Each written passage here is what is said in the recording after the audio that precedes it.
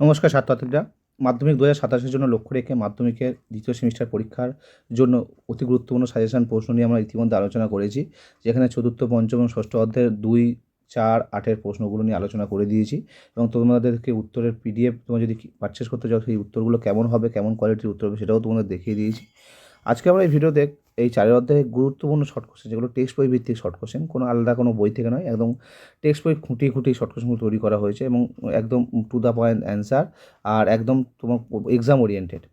তো তোমরা যারা যারা পিডিএফ নিতে চাও আমাদের সঙ্গে হোয়াটসঅ্যাপে যোগাযোগ করতে পারো। দ্বিতীয় সেমিস্টারের জন্য 4, 5, 6 অধ্যায় ইতিহাস, ভূগোল, বিজ্ঞান, এছাড়া 6 থেকে 10 পর্যন্ত সমস্ত সাবজেক্টের পিডিএফ, মানে 6 থেকে 10 পর্যন্ত সমস্ত ক্লাসের পিডিএফ পাওয়া যাবে ইতিহাস, ভূগোল, বিজ্ঞানের। তো 6 থেকে 8 পর্যন্ত তার মধ্যে তোমরা প্রশ্নবিদ্যারও গুরুত্বপূর্ণ স্কুলগুলোর প্রশ্ন উত্তর পেয়ে যাবে। যাই হোক, যারা যারা নিতে চাও প্রশ্ন উত্তর, তো আমাদের সঙ্গে যোগাযোগ করতে পারো। তো চলো কী কী প্রশ্ন নিয়েছি এই অধ্যায় থেকে দেখে নাও। টেক্সট বই ভিত্তিক প্রশ্ন আবারও রিপিট করে বললাম, দেখে নাও। মঙ্গল পাণ্ডের মৃত্যু হয় কবে? 1857 গ্রন্থটি কার লেখা? সিপাহি মিউটিনি অ্যান্ড রিভল্ট, সিপাহি মিউটিনি অ্যান্ড রিভল্ট অফ 1857 গ্রন্থটি কার লেখা? পরের প্রশ্ন, সিপাহি বিদ্রোহকে ভারতের প্রথম স্বাধীনতা যুদ্ধের সূচনা কে বলেছেন? ভালো করে কথাটা বুঝবে, সূচনা এখানে কিন্তু আছে, প্রশ্ন ঘুরতে পারে। শশীভূষণ চৌধুরী। আচ্ছা, আর একটা প্রশ্ন দেখো, ভারতের প্রথম স্বাধীনতা যুদ্ধ বলেছেন কে? তো এটা যুদ্ধ, একটা যুদ্ধের সূচনা, বিনয় দামোদর সাভারকর। তো টপিকস অফ ইন্ডিয়ান স্টেটমেন্ট গ্রন্থের লেখককে জে.বি. নটেন। পরেরটা, ইন্ডিয়ান ওয়ার ইন্ডিপেন্ডেন্স গ্রন্থটি সাতেরটা লেখক কার লেখা? উত্তর, বিনয় দামোদর সাভারকর।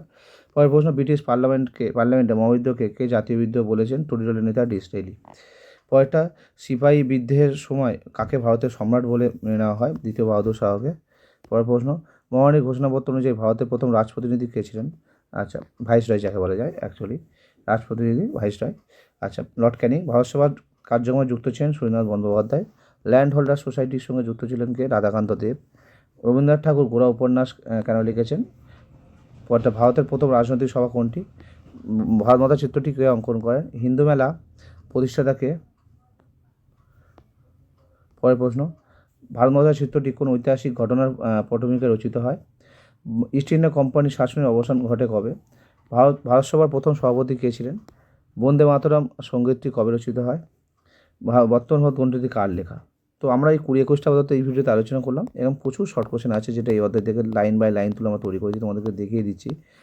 এখানে আছে তাই 94টি শর্ট কোশ্চেন এখানে আছে, 94টি, মানে একদম লাইন তুলে খুব নিখুঁত শর্ট কোশ্চেন নেওয়া হয়েছে। তো তোমরা যারা যারা পিডিএফ নিতে চাও আমাদের সঙ্গে যোগাযোগ করতে পারো। আর এর ধরনের টুকটুক করে ভিডিও আমরা ছাড়বো মাধ্যমিকের পুরো পরীক্ষা অবধি।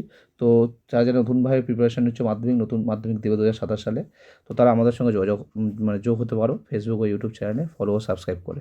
ধন্যবাদ, দেখা হচ্ছে পরের ভিডিও নিয়ে।